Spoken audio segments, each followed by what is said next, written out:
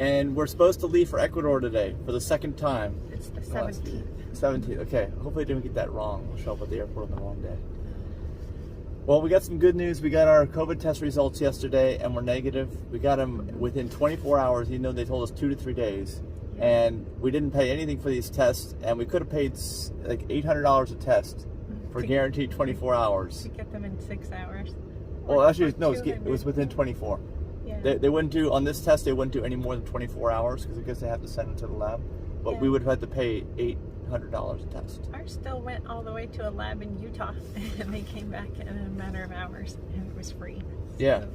Yeah, you got to shop around. There's definitely people trying to take advantage right now because it's easy to get COVID tests right now. There's scammers out there. Yeah, we would have been out, $1,600 basically. And we would have had to drive further than we had to drive. Yeah. So just be on the lookout. But we weren't sure because it said 2 to 3 days. But I'm just telling you guys so you know, we got ours in 24 hours. Yeah. So we got to lollygag around yesterday with friends instead of flying. Yeah. Yeah, it was fun. I like the botanical garden. Fairchild. Yeah. Tropical Botanical Garden. We went there. We saw bobo trees from Madagascar. They were huge. Yes. I got some video pictures. I think I sent you. Yeah, I just shared those. We saw glass art, and a butterfly landed on me. And we found the edible garden. It wasn't much though. Yeah, The edible garden is very small. Our friend Dave picked up some fruit off the ground and peeled it and sniffed it. Yeah. It smelled sweet, but we didn't eat it. Yeah, so we were with Dave and Steven yesterday. The whole day we went to the market, the Coconut Grove Saturday Organic Farmers Market, which is almost entirely plant-based vegan event. But they don't say that, but it is. We found that out. And it's shaded too. It's very under the trees. Yeah, that was fun. I had cookies. We sampled some pie and some brownies and a lot of junk food, vegan junk food. That's what we had. Barbecued jackfruit and plantains. And what did we eat last night? Oh, we had some Mediterranean stuff, some olive bread with bab ganoush. But there was vegan junk food in every direction.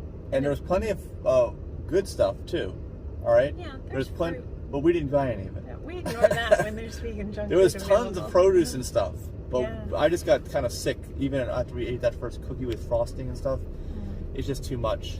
I wish we could go back for the fruit pies. They looked healthy. Well, they're right around the corner here. We can stop at that market on the way out of here. That market is right here, around the corner. It is. Oh. It's right around the corner from here. I went there the day before when you were working. Oh, wow. So that was cool. Anyway, so yeah, that Coconut Grove Farmers Market is good there every Saturday, I think, and we were actually trying to talk to exhibitors there about Miami Veg Fest, which I will have on a Sunday in the future, which is nearby. It's within a few miles of that location at the University of Miami. Yeah, the vendors seemed excited about the thought of having another Veg Fest. Yeah, but not till 2022 because we can't really do any events on campus. Next year. So we're planning for that. And what else? We went try to get the sunset on Key Biscayne. We went. We kind of missed it. We caught it from a bridge, but we didn't get to go get out of the car because I was trying to go to another area, which turns out is a private beach. We didn't know that. Yeah, and the parking was already closed down by the time we came back as the sun was setting over the bridge. But we got some cool video from the car.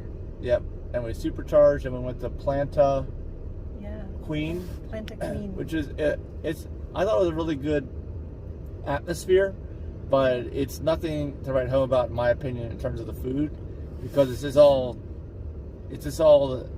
not healthy. And after the whole morning and after early afternoon of eating crap, I couldn't even eat anymore really when we were there. So there was more crap. We had fried wontons, and French fries, and udon noodles that had a really cheesy, creamy sauce. And Dave wanted to get some vegan ice cream for dessert, and Mike shut him down. Oh, he could have gotten it. I wasn't going to eat anymore though. I mean, I was just like, I was already. I think if you've noticed on our videos, or if you've we haven't really talked about exactly what we eat every day, but I'd say we eat probably half raw every day with fresh fruits and vegetables, or at least not frozen, organic stuff. Raw till 4. Yeah, and then eat like a cooked meal out. So I can't, and I even have a hard time dealing sometimes with some of the food that we get at restaurants because it's loaded with salt, loaded with oil or high in fat, and that's not good for anybody. And unfortunately, most people get that most of the time, which is one of the main reasons why most people are sick. It's not the only reason, but it's definitely a huge reason. Like if we go to a plant-based restaurant like we did last night, people kind of assume that that's the good option. I'm sure it's probably better than the Heart Attack Grill in Las Vegas, but it's not much.